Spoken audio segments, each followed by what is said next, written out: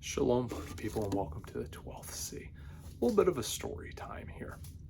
So I used to be a bit of a downhill skateboarder, and specifically, I was a longboarder, and I was always chasing those big hills, having a whole lot of fun with it. It's just a fun time in college. Had a buddy who got me into the deal and spent way more money than I should have on skateboards and built things out and had a whole lot of fun. Even rescued some boards that were broken and built those up. Well, we got into just these little hills were not satisfying, and so we would drive to places and we would find the perfect spot. We would go to parking garages in the middle of the night and just play and have a good time. And there's 5 lessons that I learned in this downhill skateboarding, longboarding, whatever you want to call it, that those 5 lessons I think are very applicable to life and business in general. So know the terrain. We would go through everything and we would find every slight deviation in where we were going. So there would be like a small little bump that, like, if you were walking or running, it probably wouldn't matter. In a car, you'd never feel it. But on those skateboard wheels, you would go through and the trucks would shift slightly. And at, 20, 30, 40 miles an hour, it would matter, especially on a small board.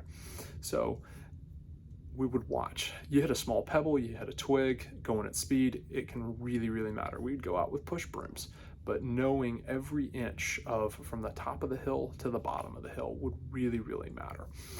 Knowing the terrain in life can really, really be a big thing.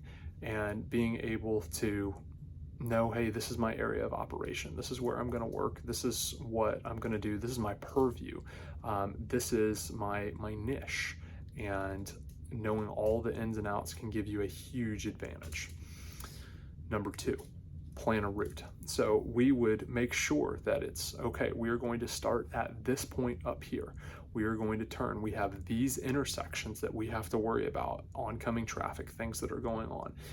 We are going to have this bail point if we are going at speed and something is wrong for whatever reason. Instead of going right, we can go left here and we'll be safe. We'll be able to coast. Everything will be fine. We will make sure that, okay, if there is a, just an issue, one of us falls, here is how we are going to deal with this situation and where we're going to go. We're going to meet up at this spot if we get separated. Having that planned route gives us a lot of contingency options that seriously matter. So business, life situation, having that stuff planned out, having plans for contingencies when stuff goes sideways, because inevitably it will. You keep doing things enough, even stuff that you have that little niche area where you had that terrain that you knew about. Well, stuff comes up that you didn't know about, and having plan A, B, C, and D really does matter. So planning that route. Having an exit strategy kind of comes into playing with that route, but it's not always just what if someone gets hurt or we're going and it's not right, so we need to go left instead of going right.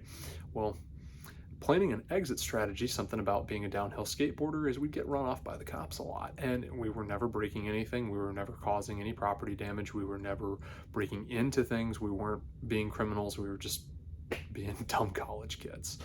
And through the whole situation, law enforcement would drive by, hey guys, you can't be here. Or sometimes they turn on their lights, and sometimes we would skedaddle. So that's just kind of part of it.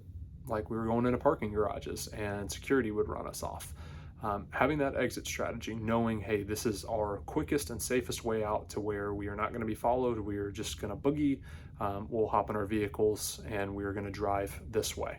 And that exit strategy really did matter, because then we could just go in, we would skate, do our business, and get in and out in 10 minutes. And it's like, man, we did that great hill. It was a whole lot of fun. You get an adrenaline rush, and that's good. Business, life situation. Having an exit strategy for what you are doing. And I'm not talking about exit strategy about like a permanent exit or anything like that. Please call somebody if that is what is going through your head, because that is not what I am endorsing by any means whatsoever.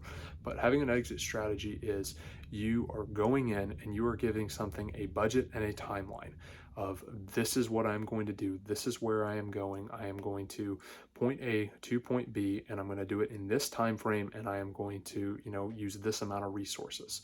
And whether those resources are money, whether those resources are time, whether those resources are how much brain power you're devoting to something, whether those resources are the people that you are going to bring into things. Having that exit strategy so you know what your cost is potentially going to be and how you're going to mitigate for those costs to where it can be enjoyable, where it can be profitable, where it can be, what is there for you. Next lesson, never skate alone. Minimum 2 people is what we would be doing, and we would have those 2 people would be skaters. Arguably, that was never enough. We would have 2 people skating, and then we would have a lead vehicle and a chase vehicle.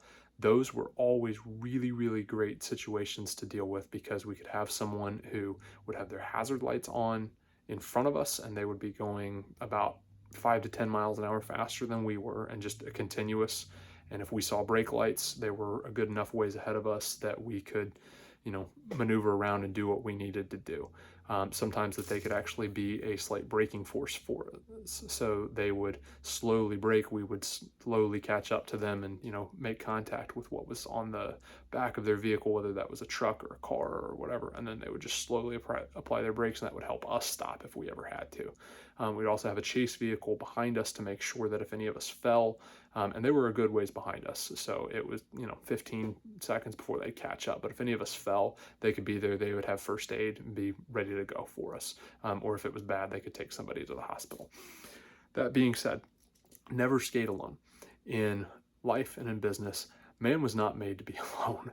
And having people who are like-minded, who are able to spur you on and help you get where you need to go, who are able to look for things that are down the road that could potentially be hazards for you and be able to stop you if necessary, or be able to redirect you.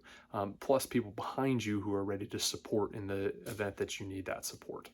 Really matters in my opinion. And finally, just go for it. So you would plan that perfect route and we're going to go from point A to point B, and we're going to have a whole lot of fun doing it.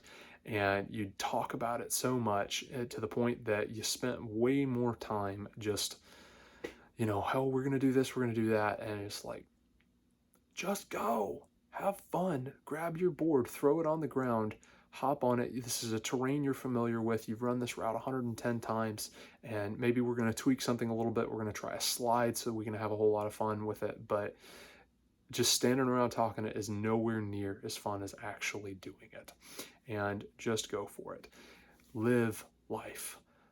Get some adrenaline pumping. Have a good time. We can enjoy things. And just sitting around talking about things is not going to get stuff done to where you can actually just get up, get moving, and have a great time. Obviously, know the terrain, plan a route, have an exit strategy, never skate alone, and just go for it. Go do hard things.